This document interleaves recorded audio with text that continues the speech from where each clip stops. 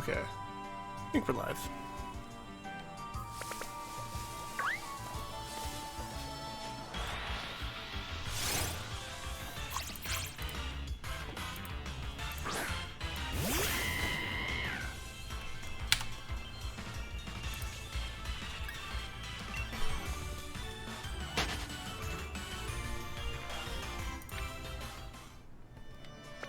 Yeah, hopefully it's working.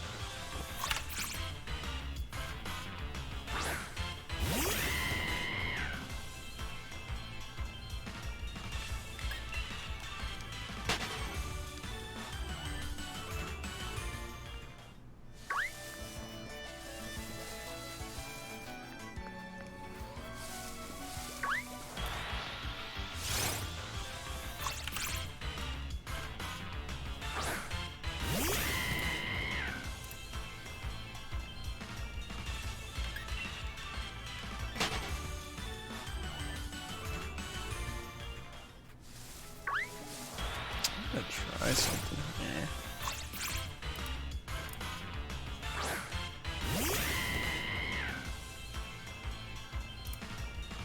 Hey, I can give it an outline. Neat.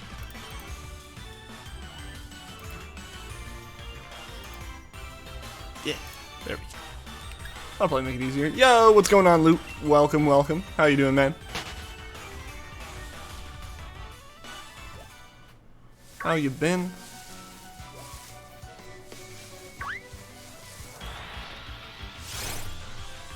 First time I've done a Friday stream in a long time, I think.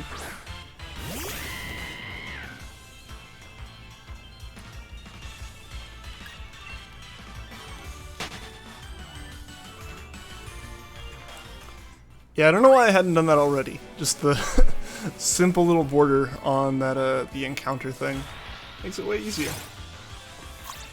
Way easier to read. You got ultimate and it's pretty great. Nice, man. Who's your main? See, here's the thing. Like, I really can agree that Ultimate's a pretty great game. It's just, I already have such, like, poor experiences with Smash that, like, I can't personally say that it's a great game. But that's just me. That's just me really not being a Smash player. Glad you're enjoying it though, man. I think Juan yesterday said that, like, it's sad because it means that there'll never be, like, Smash Saturdays or Smash Sundays or anything, like there were Mario Mondays for a while. But the sad truth about me and me and Smash. Smash can make or break you, yes, and it can break controllers as well. It definitely breaks me more than it makes me. That's just my personal, like, I don't know, there's a thing with Smash, like, the general consensus, you know, is, like, everyone's kind of bad, but the whole idea is, like, you have room to improve then, you can get better. But there's something about Smash that makes me disagree with that. It would say, like, Wii Fit, because why not? It's funny. Fair. Fair. For me, Piranha Plant was gonna be a meme, but then I actually used it and really enjoyed it, so Piranha Plant's, like, unironically my main. But yeah, I don't know. There's a certain amount where it's like, oh, Smash is all about learning the tech and doing all this stuff and, like, watching yourself improve. But there's, like, because, you know, there's not much of a skill ceiling to the game. You can just keep going and you can see that. There's a floor, though, where if you're below the floor, you will be discouraged every time you play the game, and that is me. I have, like, flat out zero patience for Smash, just because it has no patience for me. Like, just straight up, I can't enjoy Smash because I am so terrible that I have no right playing the game, honestly. Like, I get too stocked by the stage. I'll just fall off the edge. The problem is I think I button mash too much, which is weird to say for Smash, but like, I'll need to hit a button once, and it should probably be pretty well timed, but I have no clue when to time it, so I just mash it 4 times, and that obviously doesn't work. Definitely more serious in your friend group with Smash. That's the one place where I can almost play it, is with like a group of friends, but it has to be like a big group. We have to be playing like 6 to 8 person Smash for me to enjoy it. Because then any level of like actual skill kind of goes out the window and is nullified by like the sheer chaos. Laugh how salty people got when Planet got announced. Obviously, I didn't have much of a like opinion in it being announced, but it's actually pretty fun to play. As far as like me with my like negative amounts of Smash experience goes, like, I don't know, it was fun to play. It's one of those things where I manage to like pull stuff off sometimes, largely because I don't know what I'm doing and I forget that Piranha Plant has a certain move and I get into this one rhythm and I'm like, oh, I can change it up, and it throws everyone else off because I've been very predictable the entire round. No GameCube controller, played on 3DS first time. 3DS Smash is the first one I owned. Then I owned Ultimate. Yeah, I never played with a GameCube controller. Or I have played with a GameCube controller, but never, like, only played with GameCube controller. It's that thing where, like, someone has a GameCube controller. It's like, hey, Ian, here's your controller for Smash, and I use it. But usually, I'd play with the Pro controller, just because Ultimate and I don't know, the Pro controller is a good controller.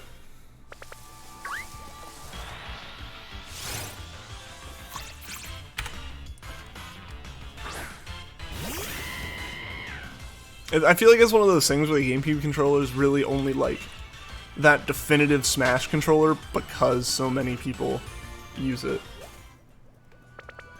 You don't get it? You don't get people using the GameCube controller?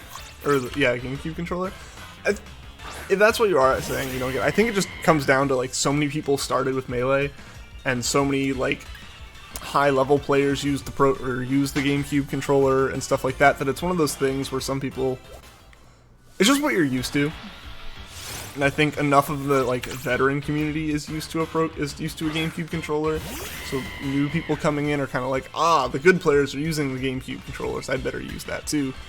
Despite there being like no actual amount of advantage, I feel, between controllers outside of like don't use an N64 controller because that would be terrible. Maybe because you're young. The GameCube controller, like I said, I think it legitimately is that. I think you're right there as far as like, if you haven't grown up using a GameCube controller for stuff, why would you want to use it for this one specific game? Like a game that's all about really good control, why would you use a controller you're not familiar with? I think that's a valid thing. That's one thing I've even noticed, because for my birthday I got like a Xbox One controller using my PC, and I went and played Rocket League for the first time in forever, and it was so weird, like using what you would think is one of the better controllers you can use, high quality, comfortable, all this stuff. I'm so used to using my like $10 Logitech controller that I've had for several years and had to have disassembled and fixed several times. It is super shoddy and no rumble or anything like that. Like super basic, has 4 buttons, 2 joysticks, and a D-pad, and then triggers. Like super basic. I'm better with it just because I'm comfortable with it. World of Light is pretty fun to play. World of Light is the bane of my existence. That is the one time I've ever thrown a controller, was World of Light, and then I learned afterwards that the like unbeatable battle that I just couldn't figure out for the life of me was legitimately unbeatable because you're supposed to come back to it, and I was very salty. Yeah, I threw my controller, so there's a little bit of like wiggle in this grip, and I've shown it before, but like stress marks in the front of the controller are from that too, and it is very sad. It's muscle memory. Oh, 100%.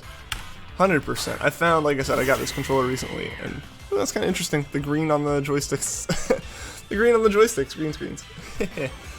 Yeah, I got this controller recently, and I'll always double tap Y to, like, in Rocket League that switches you from ball cam to just forward cam and whatnot, so like you can keep track of the ball better, or you can like see where you're going better. So I'll like quickly tap between that to like take a quick glance and come back. And it doesn't always register because my muscle memory is for a much more like raised up Y button. So I don't quite click in the Y button on this controller enough. Yo, Mexican Shrek, what's going on, man? Squirrel stream. Hopefully we can find a squirrel soon. It's been a while. I've mentioned this before, but that 850 up in the corner isn't accurate. If anything, it's low. If anything, it's very low. Got mad, would have no sympathy, to be honest. Fair. It's the only time I've ever gotten that frustrated with a video game. So I just decided to stop playing it. I think that was for the best for me. Yeah, it was just... I kept trying. I couldn't get it. And, you know, there's a point where it just hit the breaking point. It's the only time I've ever thrown a controller, and I am very ashamed of it. Not something I would like to repeat. Because, yeah, I've had moments where I've gotten mad at video games before, but, like, not to the level of just no inhibitions at all, just threw the controller. And immediately went, oh no. I need to think of a name for the squirrel. We can have it as, like, our stream name for it. In-game, it's not going to be nicknamed. Just because, like, I don't have a stream copy of Sword Shield, I just have my own copy of Sword Shield, and for my own collections, I don't really nickname stuff.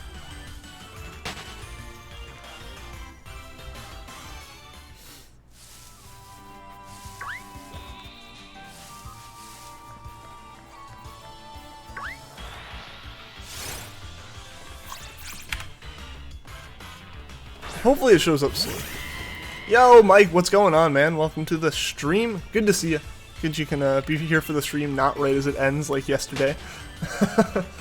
I always feel bad when that happens, right? Like I start wrapping up the stream, and in between me starting to say I'm hopping offline, and like the delay of it streaming to you guys, someone pops in and says, hey, and it's like, oh no!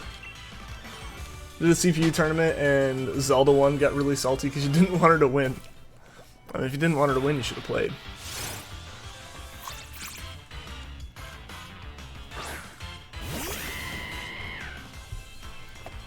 I say, and then sip water to not be able to say just kidding.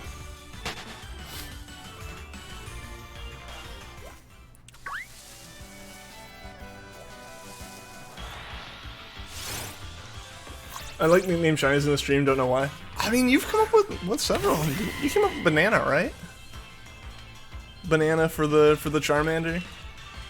We gotta get back to something with that. We'll have to find something to do with that one.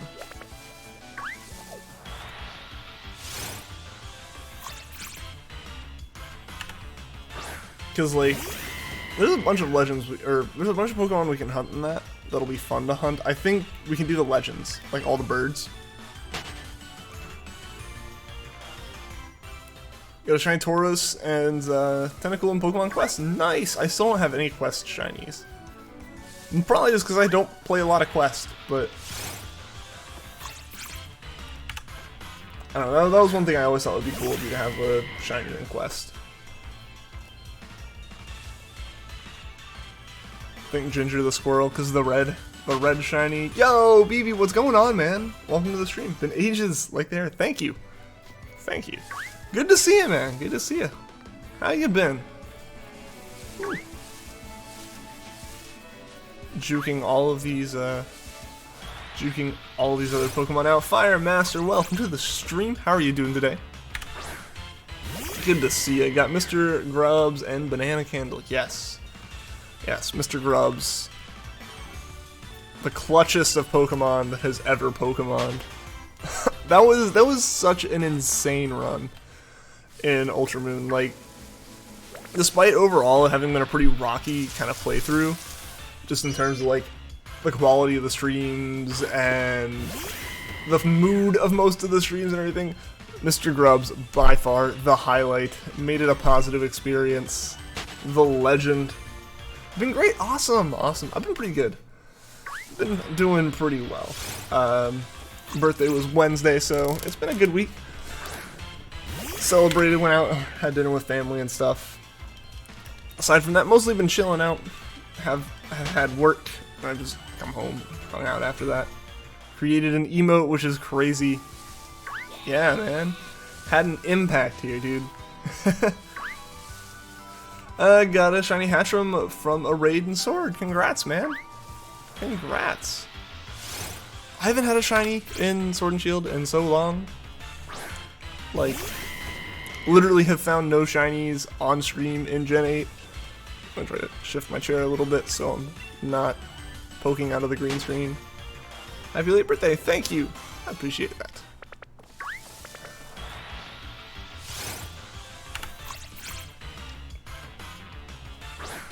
Yeah, I've had very little shiny luck in this game. I haven't hunted nearly as much as I did in Gen 7, so I can't really blame the game on it.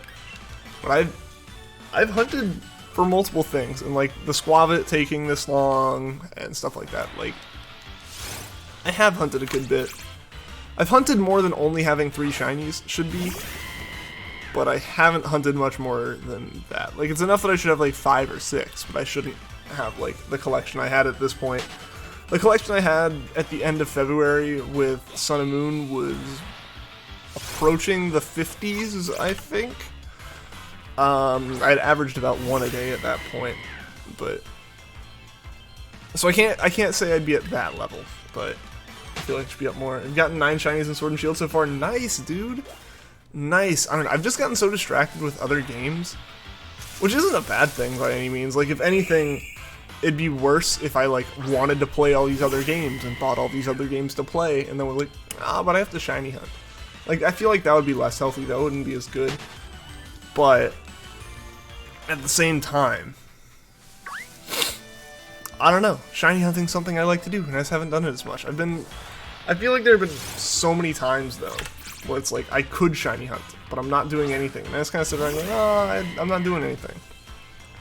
So I really should pick it up more. You saying clutch was like, cool, do that. Yeah. Yes, we got that clutch emote. Yo, Gio, what's going on, man? But yeah, we got the clutch emote. Hasn't been used in a while. I'll post it. How's it going, man? That was your 3rd shiny from a raid this week. You're just joining random raids. Dang, dude, nice. The luck is real.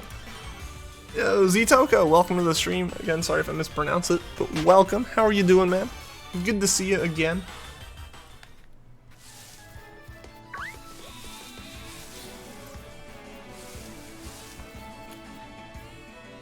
Still don't know how shiny hunting works in Sword. So as far as like, you can just do random encounters, basically, if you really wanted to. That's still normal. It's not like Let's Go, where the shinies show up in the overworld. Like, there's a reason we're encountering every single Skwovet, and it's because you won't know if it's shiny or not until you do encounter it. But what it is if you have to, the more of them that you catch or knock out, the higher your shiny chances get until you max that out at 500.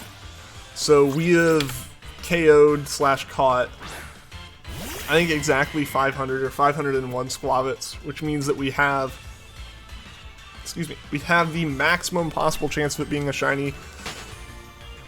There is nothing that will ever lower those odds, ever. Every single Skwovet we encounter for the rest of this save will have the same chances of being shiny, will have the increased odds of being shiny, which is great for me taking breaks and going and playing Link's Awakening and playing Spyro and doing all these other things just with my Switch in casual time, or taking a break and hunting something else entirely.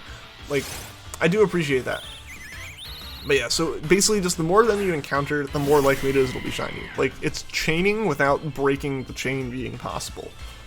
I think fishing has some legitimate chaining that has to be kept, but that's it. It's fishing, it's not shiny hunting at all. So yeah, that's kind of the thing with the games right now. What happened to my hair? I cut it. I feel like I don't know. I guess I've gotten used to it because I cut it a while ago. It's kind of being dumb right now, and it's doing this thing where a lot of it's sticking up like flat. I'm trying to make it not do that. I don't know. I don't know why. I think I've just been at work all day, and like was pushing my hand up, like trying to figure out problems, face palming. But yeah, I didn't realize until I guess like maybe 2 streams ago that like I haven't streamed much since I like chopped. Like, I don't even feel like it's really chopped it all off, because it's been, like, continuously getting shorter. I guess, like, after a few months, it does look significantly shorter. The other 2 are Toxel and Torkoal. Nice. Nice. I want to get a Toxel shiny. Those look really cool. Am I full odds? No, no. We are, like, maximum odds as far as, I've KO'd 500 of them, which means that I think, like, 1 in 3 encounters has a massively increased chance of being shiny, kind of thing.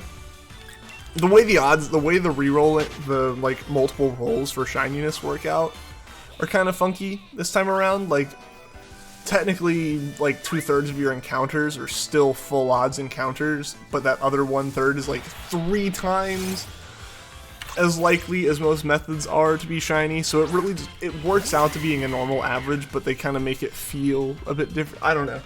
It's hard to explain. It was so misunderstood right when the games came out that like the Pokemon Company made an official statement saying, this is how shiny hunting works this time. Like, either it means that we've been getting it dead right every single time before this, or just like we've always been close enough that they're kind of like, whatever, they figured it out. But, like, we were so off. Oh, no! I didn't mean to do that.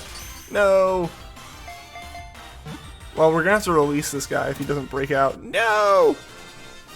Oh, man. Rip. What happened to Ghastly and Sun? Sword and Shield came out. That's what happened with it, honestly. And I can't go back to a lot of my older hunts right now. Or I could. Yeah, let's release this guy.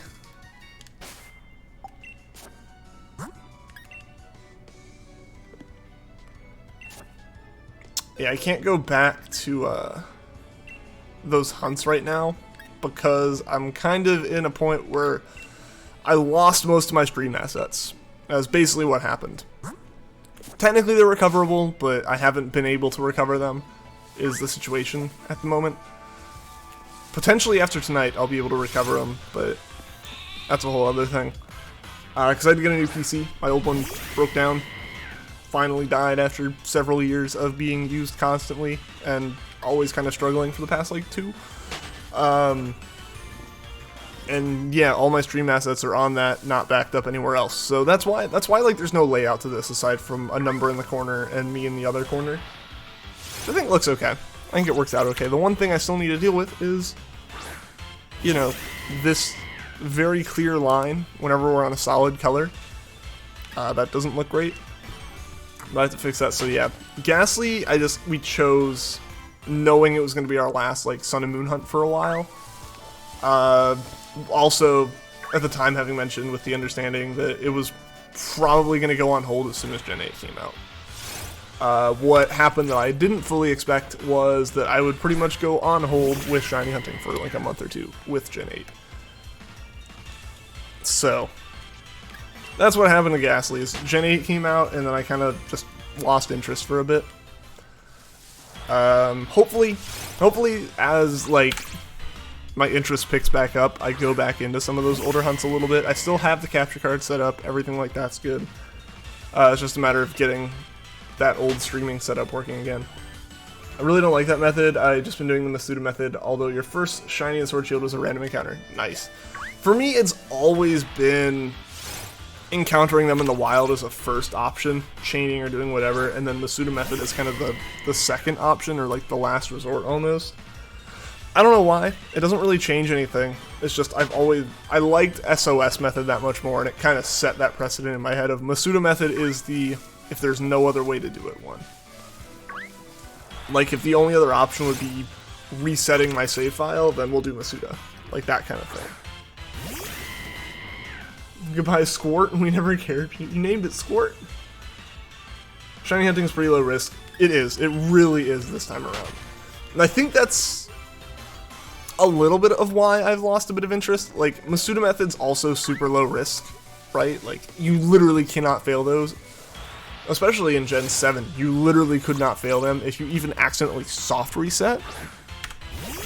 Like, as long as you had saved as soon as you, like, put your Pokemon in the daycare, which I'm pretty sure it makes you anyway. Like, you were set. You were fine. You would literally just take that many encounters again to get your shiny. That was how it worked. The RNG was set in a similar way to Emerald with that. It's like, it was super no risk. This is also very low risk, unless you can't catch it in the Pokeballs that you have for some reason. Like, there's no reason not to catch it. There's no way to break your chain. There's no way to screw up the chain, is really part of it. With the heal ball, even though it wasn't hurt, it just defaults to a heal ball whenever I boot the game up. Yo, Jermuffle, welcome to the stream. There isn't a number, there is an 883 up in the top corner. There's no actual label to it, it's just up in the top corner, and it's not very great colors. The reason I'm using Cinderace, no. There's no benefit to having any specific Pokemon in the party, just Cinderace is my starter. Cinderace has kind of been the Pokemon I've used for a lot of my general grinding. Just because. Shiny Lucario, welcome to the stream, man. How you doing? Ruffle, I think I said hi, but I want to make sure I did, so hello again. Other than that, you're switching between encounters in the Masuda Method. Yeah, I'll probably go back to some more Masuda Method, because I need to get Grookey still. I need to get all the starters still. I need to get 3 copies of each of them. But I haven't even completed, like, my living non-shiny decks in this game. I just, after the wild area and how rough that was, I didn't want to do it again. No reason for the thick boy, no reason at all. Want me to wear a green shirt so it blends in? The shirt I wore to work today that I set up the stream while wearing was just green enough that like certain blocks on it were invisible. I also almost was like, oh, and look, my Joy-Cons have it too, or like that too. But I would have pulled my Switch out of the dock to do it, which would have been a little bit dumb. Chose Sobble, and your Inteleon is level 95 now. Nice. I think, what, is my Cinderace 99? I think that's what someone said the other day on stream. Just realized you need to get Shiny Grookey and Sobble. Oh no, it's behind. It's behind the chair. It's like legit right behind. Yeah, okay, we are 99. Like, it's in the one place I couldn't see. Not that it really matters for not that it really matters for this. You know, I don't think I'm needing to pay attention much to my stats against level 5 Skwovet's.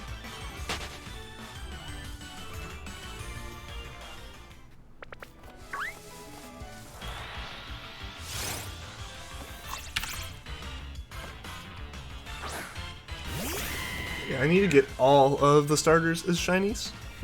I have none of them. The only shinies I have in this game is a full line of Zigzagoon, Linoon, and Obstagoon. I haven't even done the post game yet.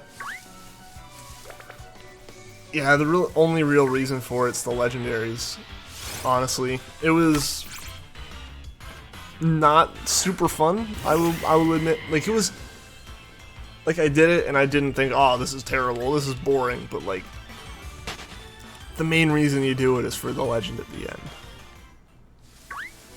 I think there's like 2 battles that were actually interesting. The rest of them are just, here's more Dynamax Pokemon, and it's like, okay.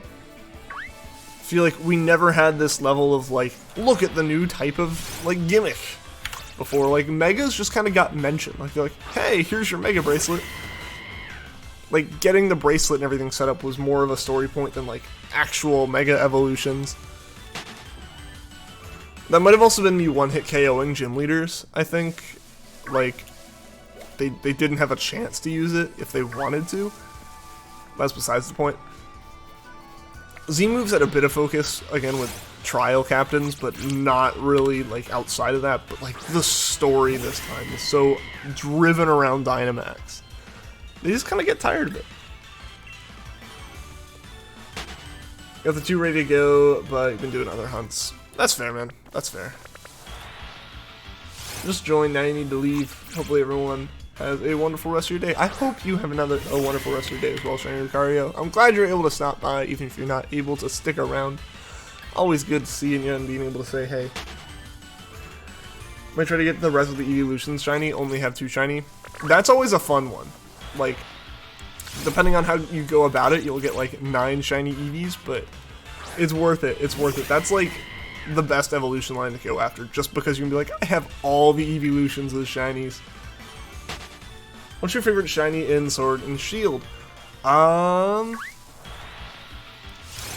guessing you mean as far as like new Pokemon, because otherwise I could still say Milotic. So technically it's in here. And even with that limitation, I don't know if I could really answer the question. I honestly don't know what like half the shinies look like. And if I had seen them at some point, I have forgotten them by now. Yeah, I just didn't have, or not, I didn't have an interest in looking them up. I didn't, but, or I did have an interest in looking them up, but like, it's always kind of been a thing for me where it's like, I don't really look up what shinies look like until I'm hunting it. Like, I'm like, I like this one how it is now, that'll be interesting, and then I look up what it looks like, just to make sure I don't, like, have a Pokemon that's as similar as Regice and just kind of glance at it and go, oh, that's not some drastically different color.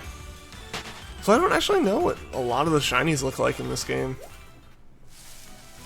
Which is weird, probably. Zigzagoon, though. Galarian Zigzagoon's shiny is top-notch. So, to give an actual answer instead of just, I don't know, I will say Galarian Zigzagoon. Fantastic. Really cool looking shiny. Would recommend everyone hunt for one themselves. Favorite shiny is Impidimp, so good. Oh yeah, that one's blue and white, isn't it? I'm not a super big fan of the design in general. Like, it fits its design. Like, I'm not saying that in like it's a bad design kind of way. I'm just saying that in like I can appreciate the design, but it's not my favorite. Just because that kind of Pokemon's not my favorite.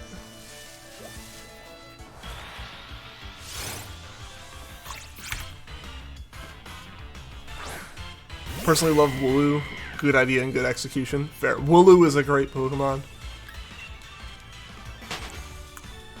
Like, they chose a good Pokemon to show everyone. Like, to get people hyped for the game.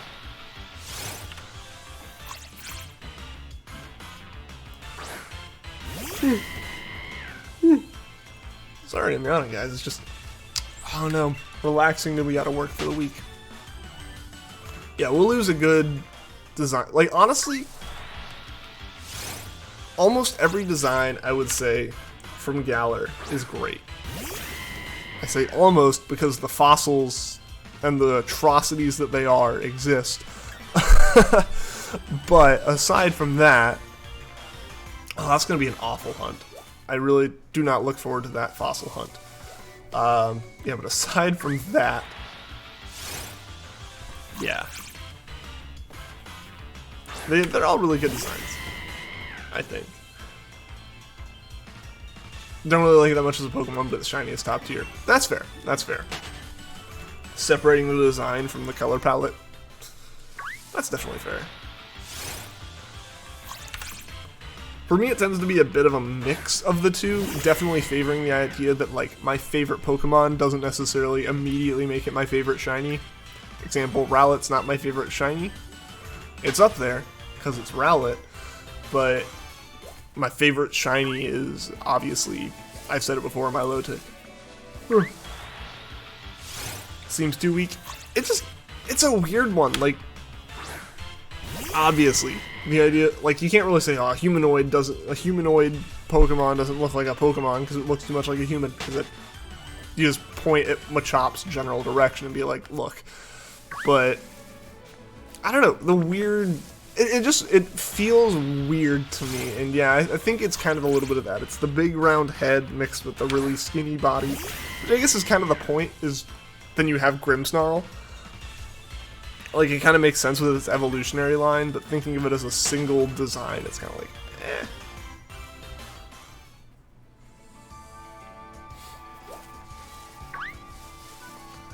So I don't really knock it points for being not a great design. I just kind of knock it points for not being a great design.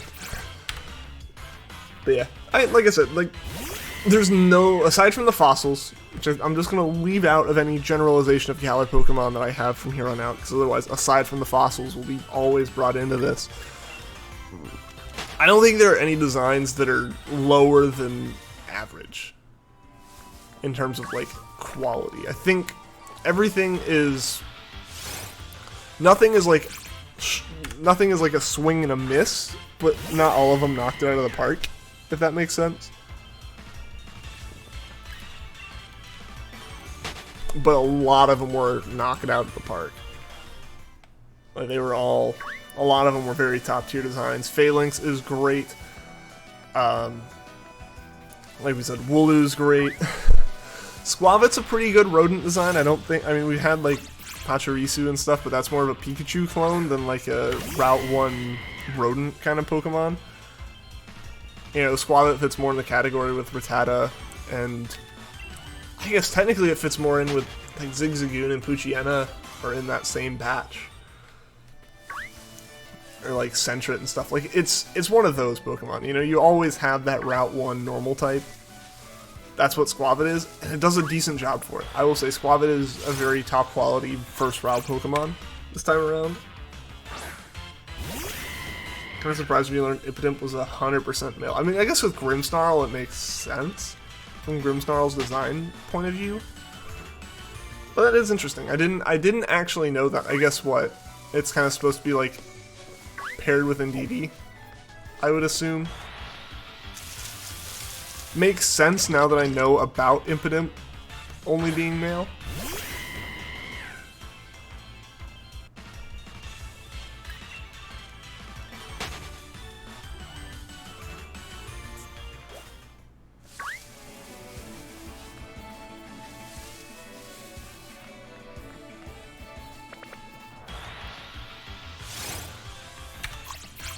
I don't know. I haven't had this problem in a while, guys. My nose is ridiculously itchy right now.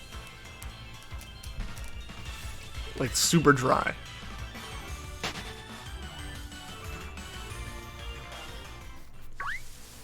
The true stream killer right there. Like,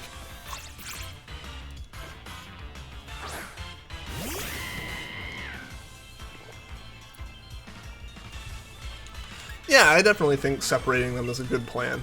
Just, I mean, you can think about, like, your favorite Pokemon as a whole and include the shiny in that, but I feel like, to a certain extent, almost my preference for shinies, for the most part, because it's not always the case. Like, there are some Pokemon where it's like, it already had a fantastic normal color scheme, but then this one's even better somehow. Like, there's that, but then there's also the normal color scheme makes no sense, but the shiny color scheme is vastly better. Improves it tenfold, and, like, you know, you give it props for having this massive gap, even if it isn't quite as good of a design as the better than the one before. I don't know. It's weird to, it's hard to, like, rank them because there's just so much to consider. But I definitely think, like, separating a lackluster Pokemon design from its shiny palette makes sense. And yeah, like, Umbreon's shiny is loved. I know Umbreon's admittedly also loved, so, like, that's a bit hard of a comparison to make. But, like, yeah. You have some Pokemon that are like, they have fantastic shinies, but they're very few people's favorite Pokemon. Rockruff is your favorite Pokemon, but isn't your favorite shiny. You love its shiny, but you like others more. Fair, fair. Yeah, like, that it can happen in a way where it's, like, not the case necessarily with Rockruff, like, because you like its shiny, you love its shiny, but it's not, like, the one you love the most. But you can have a fantastic Pokemon and then have a really, like, that people love, and then you can have a bad shiny too. Like, I'm trying to think of an example, because I know there are examples out there, but a lot of the Pokemon where it's like, oh, this is great, but its shiny doesn't really change it. It's like, yeah, sure, if it ain't broke, don't fix it, but there's also a level of, you need to do something. You need to make it stand out from its original form some. Like, a lot of people love Pikachu, but I doubt Pikachu's shiny is one that a lot of people are all up in arms saying it's the best one ever. Like, it's just the truth. So, I think that's definitely a thing. I feel like having a good shiny can improve a Pokemon in people's favor, but having a bad shiny never really, I feel like, hurts. Like, you don't... Like, Gengar. Like, something like Gengar. A lot of people still like Gengar and will rag on its shiny form. But that's not making people be like, oh, I would like Gengar, but its shiny's bad. I think Shiny Umbreon should be its normal color scheme. Black Blue fits its design. I love the idea behind it way better. I don't know, because I think Black and Yellow works for it pretty well too. I think the Black and Yellow with red eyes works really well. And admittedly, yes, the Black and Blue works even better, almost, I would say.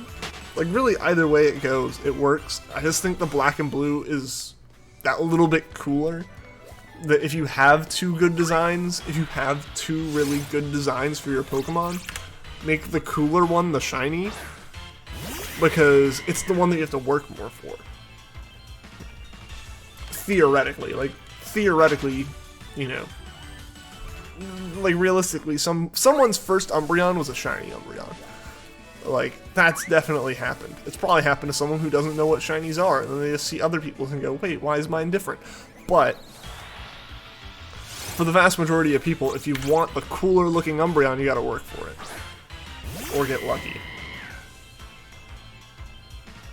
So that's where I think, like, things like my favorite shinies Milotic. Normal and shiny Milotic look great. But I wouldn't ever say, like, but the shiny version's better. But I wouldn't ever say to flip them. And, like, Feebas arguably is worse as purple. Like, I don't know. I just feel like that doesn't really fit. But Feebas looks...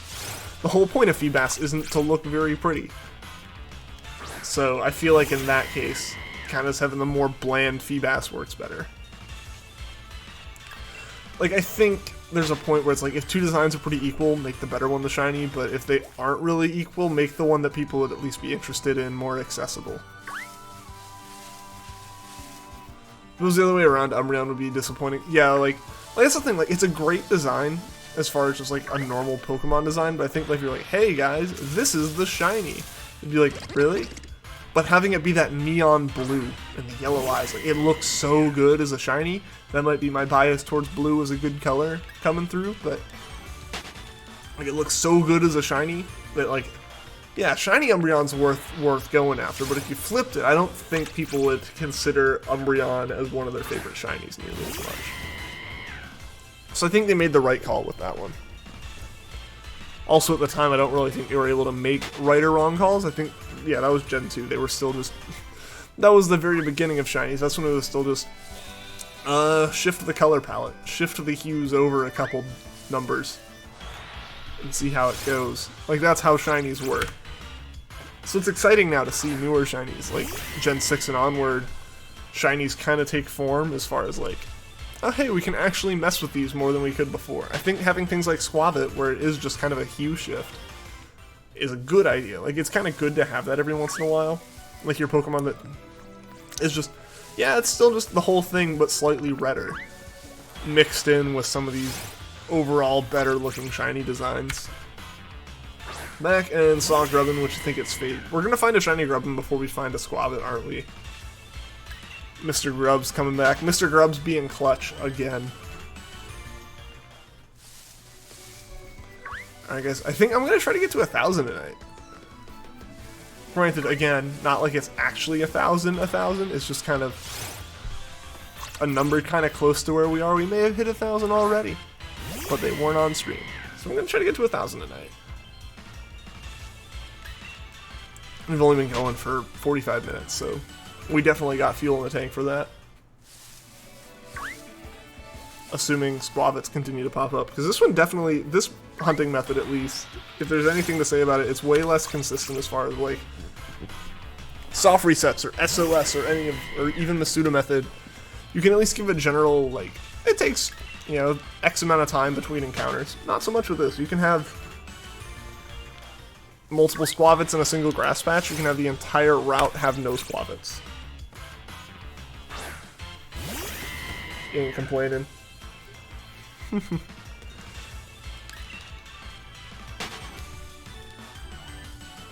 I wouldn't complain either about it grubbing that quick, man. I would be totally down for it. Any shiny is good at this point. Would immediately start hunting for Umbreon, but you skipped that part by randomly encountering it a while back. Haven't used another Pokemon since then. Nice. That's awesome that you're able to random encounter it. Sorry you couldn't stay, but you're getting tired now. Alright, see you later, BB. Thanks for tuning into the stream, man. It was good to see you. Good to talk to you again. And thank you for the good luck wish. Hopefully we can get lucky here by the end. And hopefully I see you again soon, man. Hopefully I can kind of pick the stream schedule back up a little bit, even if they're somewhat shorter streams, like do them a bit more often. Like that would be good. Corbinet's pretty sick for the Pidgey replacements. Yeah, I can agree to that.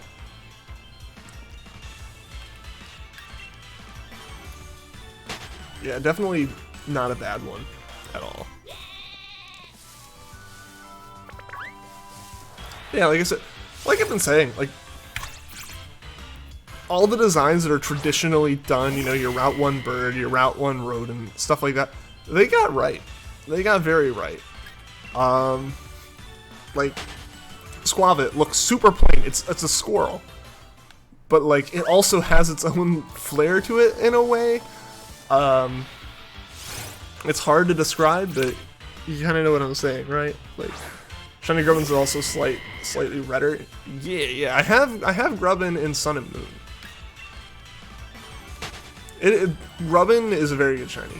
Like, legitimately a good shiny. Charjabug, not quite as much of a fan of, but I mean, what else were they going to do? The whole thing's one color already? And Vikavolt, I don't really have as much of an opinion on. I know some people, it's like one of their favorite, especially as far as like one of their favorite Alolan shinies, but I don't know. I'm not a super big fan of it. Red's not one of my favorite colors, but it works on Grubbin. It works really well on standard old Grubbin.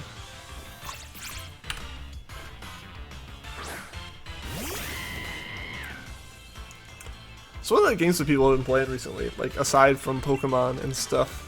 I feel like a lot of the conversation today has kind of been about people, or the past 2 days at least, have been a conversation about people getting sidetracked with other games. So what games have been sidetracking people? For me, on the Switch side of things, it's been Link's Awakening and now Spyro. Those are the games that, like, are using up the time that I played the Switch. Outside of the Switch, I've been playing. I played through Rise of the Tomb Raider, I guess almost a month ago. I finished that up. Enjoyed the heck out of it. Need to go back and get closer to 100%ing it. Shadow of the Tomb Raider's demo, because I didn't buy the whole game, but its demo looked so good. I want to get that game. I want to play it more. Tomb Raider games are always fun. So I like those puzzle platformers. Outside of that, I've been playing VR. Beat Saber and Assetto Corsa have been the big two there. The Chunker bonus. I know, with the chubby cheeks. Should rate all shinies of the tier list. Oh my god. I mean, as far as going, like, doing the tier list A, B, C, D, E, F kind of thing, probably doable. I can just never rate them in order, right? Like, it's that weird thing where you almost end up in a situation where I like A more than B and B more than C, but kind of C more than A. Like, that shouldn't happen. That should not happen at all. But it does sometimes. Or like if I come back to it, I'm like, why did I not flip those? And doing that 900 times would be a nightmare.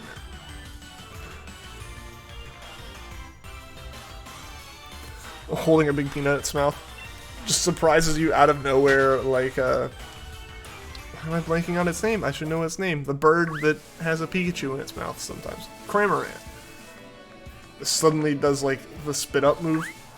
That would be an interesting experience. 24-hour stream. No, normal video, man. Not even a stream. That'd be 24 hours edited.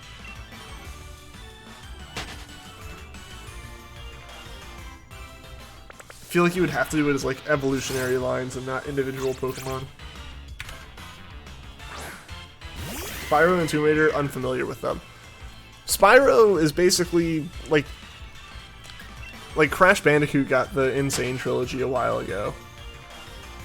And Spyro got the same treatment recently as well, with the original 3 games getting re-released and remastered.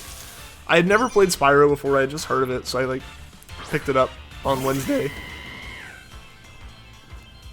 Shiny Pikachu's an F, or Gengar. I was gonna say, if you didn't mention Gengar, Gengar is the F. Like, you have to add a category G for Gengar. Like, it's joined potentially by Regice. The Pelican, yeah. I feel like the stream's way delayed today for some reason. But yeah, so Spyro's like a platform collectathon kind of game. Never played it before. Controls are kind of wonky, but I'm getting used to them. Tomb Raider is like, I don't know, it's Tomb Raider, it's a puzzle platformer. It's hard to describe, because it started in the 90s, but they made a rebooted, remastered series recently. 24-hour debate over color change. Yeah, you're not even like rating the Pokemon, you're just rating the shinies.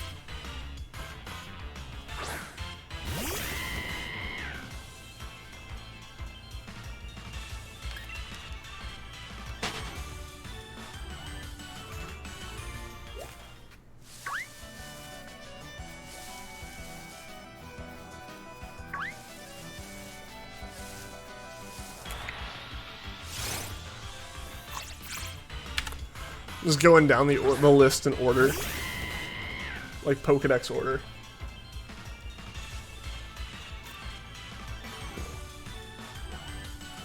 Which for shiny designs would actually probably go well. Like if you almost wanted a list to build from bottom up. I feel like your best bet for that with any kind of order is to go down the list like that, like from Kanto through to Galar. Because Gen 6, I feel like I mentioned, like, kind of shot up in shiny quality. Because suddenly they were on the 3D models. And, sorry, my nose is ridiculously itchy right now.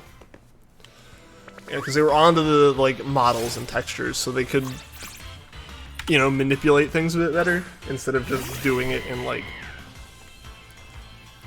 the same way they had shifted, like, palettes before. And Gen 1 Pokemon not being designed for shinies in any way.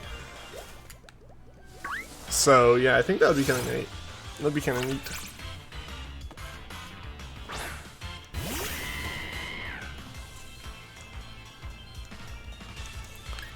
But yeah, so you'd end up with, like, Kanto near the bottom for the most part.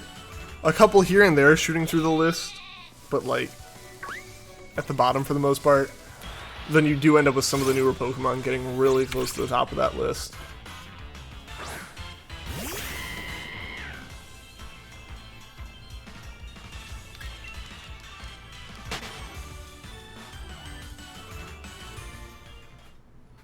Umbreons would be pretty high. This is true. This is true. Yeah, like not all of them would be low. But as like if you wanted the general trend to be, you know, not having all of your, like, A tier ones at the top at the start, you would start with Kanto, because you're more likely to have C's and D's with Kanto. Couple B's and A's probably, but, like, your average would be a lot lower with Kanto than it would with Kalos or Alola or Galar, I feel.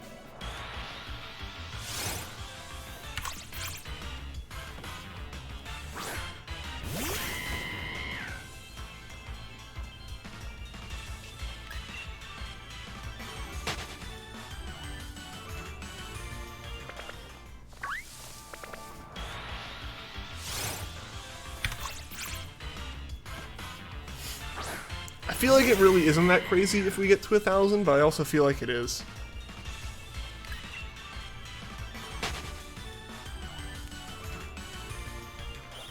Like, I don't know, just something about these encounters doesn't feel like it should go up to 1,000.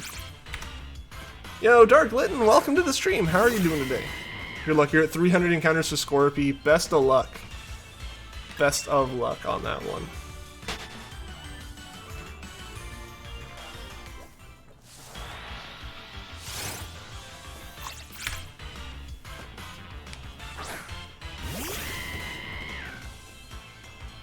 Tier 2.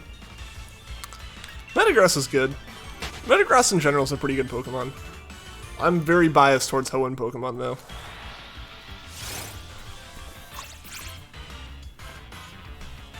An exclusive green tier. I don't know though.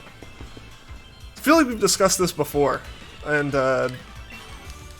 green shinies have a very weird, like, green's a color that either works or doesn't. It's not really one of these like neutral, I guess it's okay situations. It's like either it's green, it's perfect, it's like amazing and fits the Pokemon so well, it looks so good, it's leagues above the rest, or it looks like vomit. There's not an in-between. And not even necessarily that. You have Pokemon that just look like radioactive and stuff like that, and they don't need to. I'm trying to think of designs off the top of my head that are like that, because we've had this discussion before, and like Umbreon comes up as being like too bright of a green. But then you end up with other Pokemon that get a really like greenish brown color, and it just looks sick. And stuff like that. Like, green's a really weird color because of that. It works or it doesn't. There's not really much of an in-between. Go-Kart Kid Fabian, welcome to the stream. How are you doing today? Garchomp's a great Pokemon in general. Garchomp's pretty good. Sorry for covering my face so much, guys. I don't know why. Today is a day that my nose just itches a lot. When it shouldn't. When all day, no nose itching at all for like the entire workday. Suddenly, been streaming for not even an hour yet, and it's been so itchy. Machamp, anything about Espeon instead of Umbreon? Yes, you are correct. We've been talking about Umbreon. And I said that Espeon, and then yeah, like Machamp, like yeah, the whole Machamp line. It's kind of funky like that. There's more. Like most of the green Pokemon definitely fall in that category of being like, why'd you choose that color? A lot of them are green Pokemon that stayed green. They already had a good green. They found the one green that really worked for it. And then they tried to find another green and it didn't work. Here's what happens. You're doing good. That's awesome, man. Good to hear. So yeah, that's the situation with green Pokemon. Is like, I'm gonna see if I can look it up. I'm gonna see if I can look up a couple.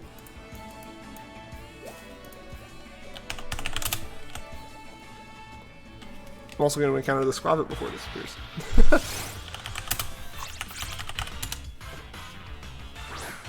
Ah, yeah. Here we go. I have a whole image of some of them pulled up, and like, yeah, like, yeah, you get your Machamp line. That doesn't really look great. Furo never really worked for me. I ended up being okay with it just because, you know, I had one, and in that regard it kind of changes it. I feel like the majority of the Salamence line looked okay in green. I think Shelgon didn't make a lot of sense, but it worked. Like, the overall line worked, so it didn't matter as much. But yeah, it's definitely a thing with the earlier ones. Dodrio, Doduo, Mankey didn't work very well. Some of them did work okay, though. Some of them make sense. Grimer works because I don't know, making Grimer look grosser just makes sense. Mewtwo looks pretty good. Dragonite I've never been a fan of. I think we've discussed this before on stream. It's like, it just doesn't make sense. Yeah,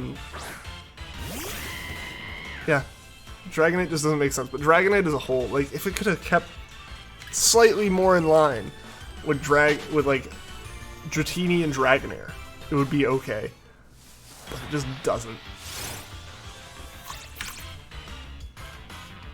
Did Gen 5 have any really good Chinese? I think they did a Nose 5 in Gen 5, only to have great designs in the gens since then.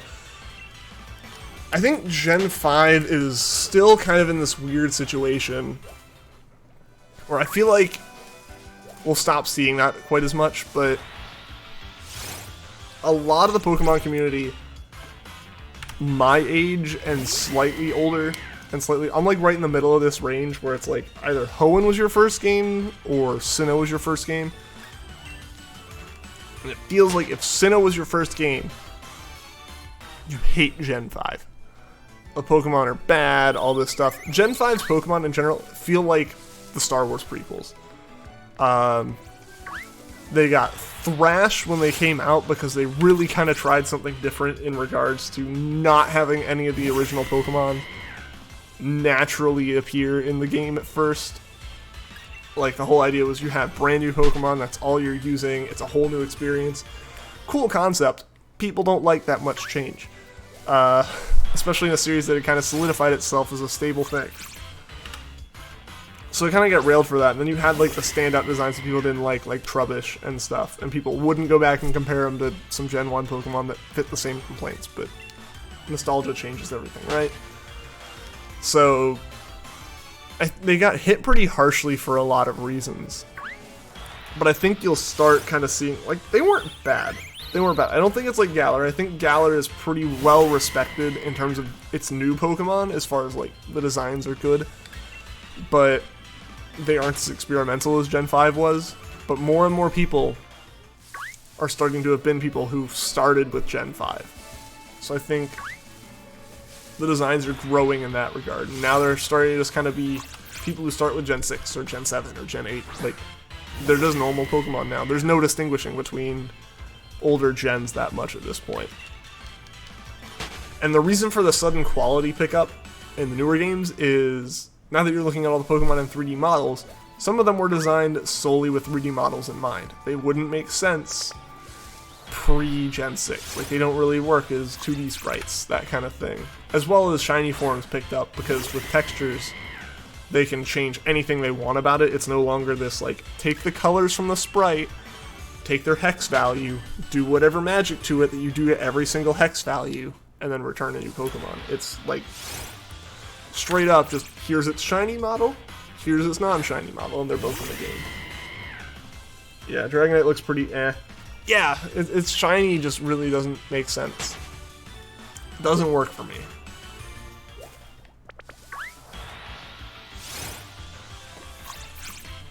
Starting to Soul Silver, and you like the pixel art in Gen 5 of normal Pokemon. Gen 5's been this weird boat, and I still need to play it. I own Black and White. Like, I have no reason not to play it. I have them. I have two of them. I don't have Black or White 2, but I have Black and White. I have no reason not to at least play through Unova fully once. But I haven't, and the thing is, I started it because I played Gen 3, and I played Gen 6 and Gen 7, because I had played like 1, 2, and 3, and 4, and then 6 and 7. I had seen 2D games, and I had seen 3D games. Gen 5 was pushing that DS to get a 3D environment with a 2D sprite in it. And that looked funky to me. Really funky. Nothing bad about it, like, it was legitimately pushing the system as far as they could at the time. It just, because of what I'm used to, it's something I'm not used to.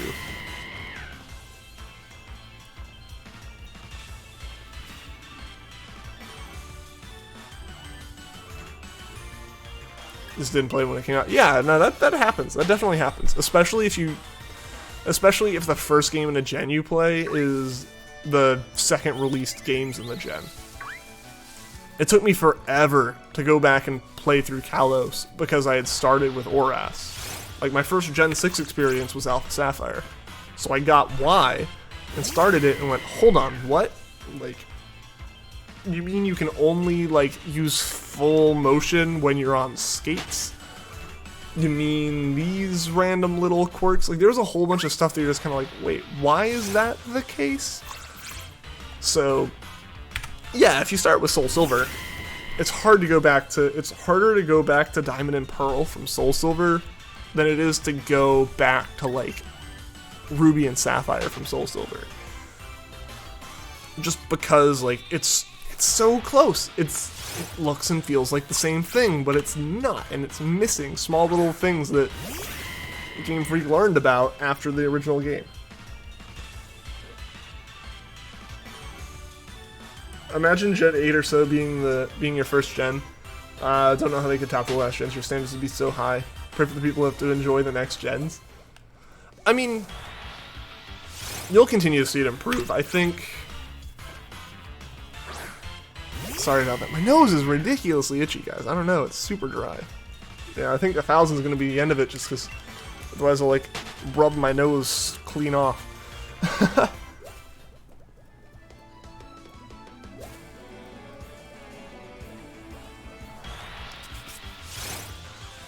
But I think what's going to happen is Gen 9, and even maybe the other games in Gen 8, are going to, like, fix issues with Sword and Shield. Some of the model pop-ins and stuff, like when you're in Motostoke, I think that's where the biggest concern or biggest issue is, as far as, like, just the models fade into existence instead of just existing. Like, they fade in at where they would normally be rendered with a really top-down view, but you don't have that anymore. So I think there's going to be some polishing there. There's some stuff that... The reason that these games felt rushed, they're going to be able to fix that for whatever the next games are in Gen 8. Gen 9, also almost certainly going to be on the Switch, right? Like, the Switch is successful enough. It's not going anywhere anytime soon. There's no rush for anything, really, right now with Pokemon. So Gen 9, whenever it comes out in several years, like, it's kind of the thing where I feel like people saw Gen 3 and like, this is amazing, how could it really get better? And then Gen 4 came out and people were like, that looks fantastic. And then Gen 5, they're suddenly like, boom, the models move all the time inside battles. The world looks super 3D. Isn't that amazing? You're like, what? And then the 3DS comes out and it's 3D models. Like,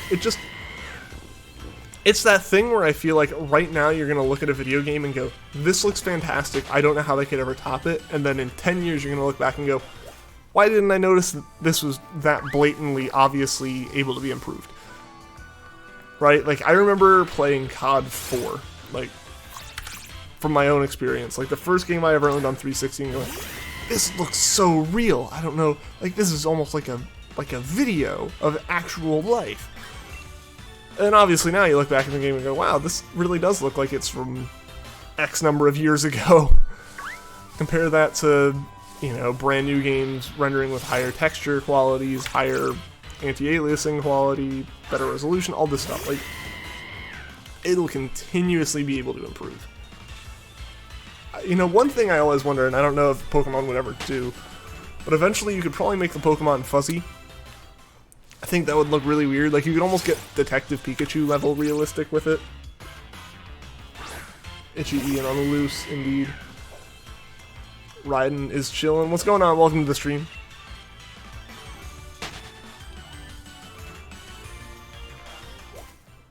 Pacing was terrible, story was okay, but the pacing ruined it for you.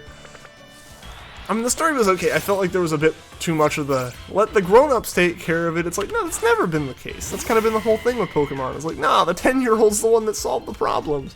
Or 11-year-olds, technically, now, with Sun and Moon.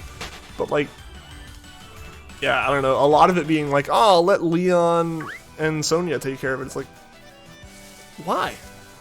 Why? It just doesn't make as much sense. Or it doesn't feel like you're as involved. So I don't think, but also when I meant like rushed, I didn't mean like the story felt rushed. I mean like the development feels rushed, you know? Like something went wrong, something went very wrong at some point, and they didn't have time to fix it without changing the release date, and they didn't want to / weren't allowed to change the release date. Pokemon 2019 holiday season had to happen. The Switch was going on, what, 3 years without a Pokemon game on it, despite being Nintendo's newest handheld form factor system. Like, that was unacceptable. Pokemon needed to exist. But things went wrong and they couldn't fix it and whatnot. But so it felt rushed in that regard, but I think they've made the transition now. They're here. They have a little bit more time to come out with the next games. I mean, we're getting the DLCs for these ones this year, so we're not going to see a new release this year, and I'm perfectly fine with that. Not getting a brand new main title Pokemon game this year is a good thing, honestly. We've had a brand new main, like, RPG Pokemon game, like, in a main region with mostly main mechanics since Sun and Moon every single year. It's been a bit much.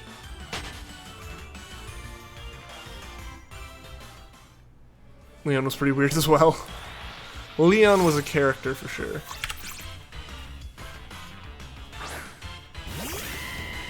Alright, we got 4 more encounters. Maybe we can get a Skwovet before 1,000. What's gonna happen is that we're gonna like do a little bit of hunting off screen casually and get it in like 5 encounters. We know that's what's gonna go down, right? feel like DLC is overdone in games nowadays. I agree to a point. Like, I'm definitely a bigger fan of, hey, I just paid this price for a game, and now you're telling me that wasn't the whole game. Like, that kind of thing. I'm not a big fan of that. I feel like there is a lot of DLC that is way, way overdone, but I definitely, like, my first reaction to the DLC for this game was, ew, I don't like that. Why would you do that? Pokemon doesn't need DLC. But then I kind of did hear some other perspectives, and I can kind of agree with, it's better than getting Ultra Sun, Ultra Moon style games. I don't think, like, those are basically full-priced new games with what could have been a $10 DLC pack. Like, there really wasn't much added for them being a year after Sun and Moon. Or, like, basically it means, great, I played this game for a year, now you're going to give me the same game plus not a whole game of content. So I like it better than that, but I would prefer an Emerald/Platinum style game, but they've said they're not really doing those anymore. But yeah, overall, like, in general, not just Pokemon, DLC in the microtransaction, battle pass, loot box realm is terrible and I hate it. But I'm also just kind of old school and stubborn about a lot of things. I think it makes sense that the champion takes care of the big troubles and you should concentrate on your career. As bad as a game, however, since it felt like you missed out on the cool battles. Yeah, exactly. That was kind of always the idea, is like, you were helping the champion, you were helping with all this stuff. And then it was like, oh, you are the champion, because, hey, you've proven it. So, yeah, in that regard it felt really weird. And it wasn't as enjoyable in that sense. But guys, we have passed 1,000 encounters. I'm about to, like, tear my nose off because of how itchy it is. So, probably going to wrap up here. Going to do one last encounter to end the stream on. Not this encounter, though. We will actually find a Skwovet. Then it should be a $90 game or whatever, since Sword is 60 plus 30 DLC. You can't really charge $90 for a game, though. 60 is the set price. I feel like, personally, this game with the DLC is probably worth $60. This game on its own, and then buying DLC isn't quite as worth the same price. But it's better than paying $60 for this than $60 for another one that happens to have the DLC included. But alright guys, final encounter of the night. Here we go. Let's see if we get a shiny, and we did not. So, thank you guys for tuning in. Thank you guys for liking. Thank you for subscribing if you were new. Hopefully, I will be able to schedule multiple streams for next week, and my nose won't be as itchy during them. But yeah, thank you everyone for tuning in. I will catch you all in the next one. And until then, take care.